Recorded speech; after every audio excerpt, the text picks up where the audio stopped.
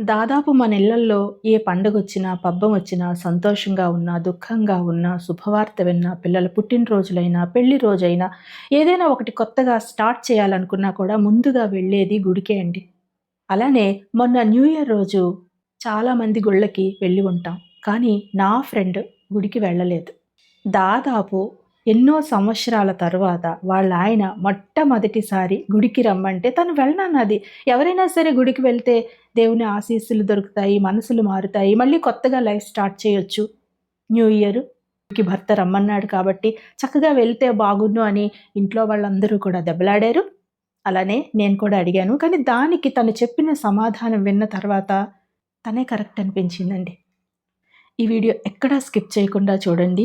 ఇంతకీ తనేమన్నది అనేది తెలియాలంటే ముందుగా మీరు నా వీడియోని సబ్స్క్రైబ్ చేసుకోండి, లైక్ చేయండి, కామెంట్ చేయండి. వీడియో ఉపయోగపడితే తప్పకుండా వేరే వారికి షేర్ చేయండి. వెల్కమ్ టు సైలూస్ మనసున మనసై. ఇలాంటి మరిన్ని మంచి విషయాలతో ఈ ఛానల్ ముందుకు వెళ్ళడానికి మీ అందరి ఆశీస్సులు కావాలండి.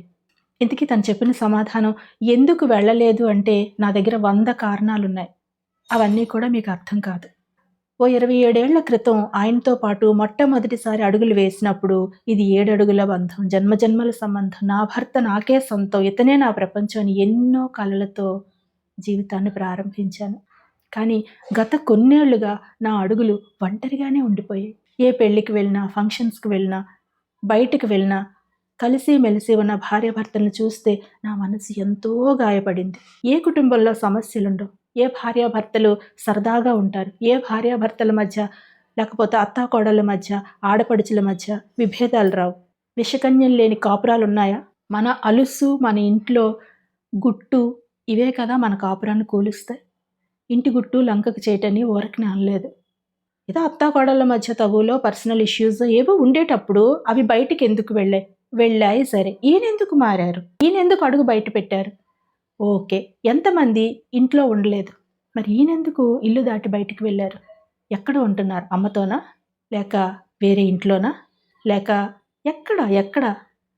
ఒక మనిషి 24 గంటల్లో కొన్ని నిమిషాలు మాత్రమే కనిపించి మిగిలిన టైంలో గాయమైతే మనం ఏం చేయాలి? ఇది ఒక్కరోజు కాదు, దాదాపు కొన్ని సంవత్సరాలుగా జరుగుతుంది. ఇది నీకు కూడా తెలుసు. మీరందరూ దెబ్బలాడతారని తెలుసు. మీకు తెలియకుండానే ఎవరూ లేని సమయంలో ఆయనతో మాట్లాడి, ఆయన్ని ప్రాధేయపడి మన పిల్లల కోసమైనా మనం కలిసి ఉండాలి. తప్పు చేయని వాళ్ళు లేరు. అన్నీ మర్చిపోదాం. ఎన్నోసార్లు అవకాశం ఇచ్చాను. కానీ పెట్టుడు మందు, చేతబడి ఇవి అవి చెప్పి ఏం జరుగుతుంది నా జీవితంలో? అలా అని ఏ రోజు నేను బాధ్యత రాహిత్యంగా లేను. ఏ రోజు విలువలు లేకుండా లేను.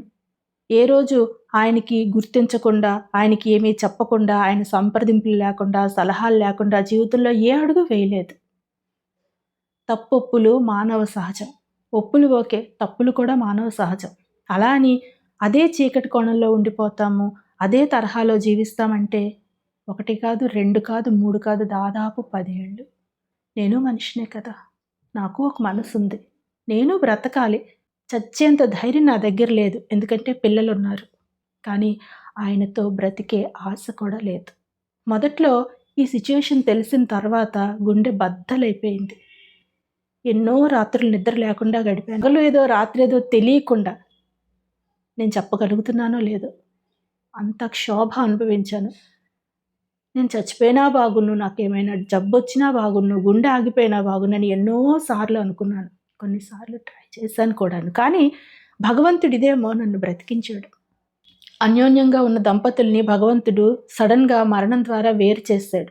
కానీ ఎలానో మానసిక సంఘర్షణ, ఎలానో తగువులున్నాయి కదా! ఇప్పుడు నేను చనిపోయినా పర్వాలేదు కాబట్టి నన్ను తీసుకెళ్ళిపోయినా బాగున్నని ఎన్నో సార్లు బాధపడ్డాను. ఏది ఎప్పుడు జరగాలో, ఏది మనకి ప్రాప్తమో, మన జీవితంలో ఏం రాసిందో అనుకొని ఇప్పటి వరకు జీవితాన్ని ఒకే నమ్మకంతో గడిపాను. ఇప్పటికీ ఎన్నో అశుభవార్తలు వింటూనే ఉన్నాను. అక్కడ ఉన్నారు, ఇక్కడ ఉన్నారు, అలా అవుతున్నది, ఇలా అవుతున్నది. నా ప్రమేయం లేకుండానే ఎవరెవరో నాతో ఏవేవో చెప్తున్నారు. నేనెప్పుడు ఎవరిని అడగలేదు. ఆయన గురించి ఎంక్వైరీలు ఏమీ లేదు. పెద్దవాళ్ళు ఏవో చేశారేమో, సలహాలు, సంప్రదింపులు, మాటామంతి ఇవన్నీ అవుతాయి లైఫ్‌లో. మన ఇద్దరితోటి జరగని విషయాలు పెద్దవాళ్ళు వస్తే అవుతాయేమో అని ఒక చిన్న ఆశ. దానికి విలువ లేదు, పిల్లలకి విలువ లేదు, నాకు విలువ లేదు. కేవలం వారి స్వార్థము, వాళ్ళ ఫ్యామిలీ వాళ్ళ స్వార్థము. మనసులో ఇంత ద్వేషమా? నేను కూడా అమ్మాయినే కదా! మరి నేను గాడి తప్పితే పిల్లలేమవుతారు? బాధ్యతలేమవుతాయి? ఎంతో కష్టపడి సంపాదించుకున్న కొద్ది ఆస్తైనా ఎవరి పాలవ్వాలి? దుష్ట శక్తులన్నీ కలిపి ఒక్క రోజులో ఆర్పేస్తాయి కదా! జాగ్రత్త పడితే డబ్బు మనిషి అన్నారు. డబ్బుకే విలువిస్తున్నానన్నారు. డబ్బుల గురించి ఏ ఆడది ఆలోచిస్తదండి?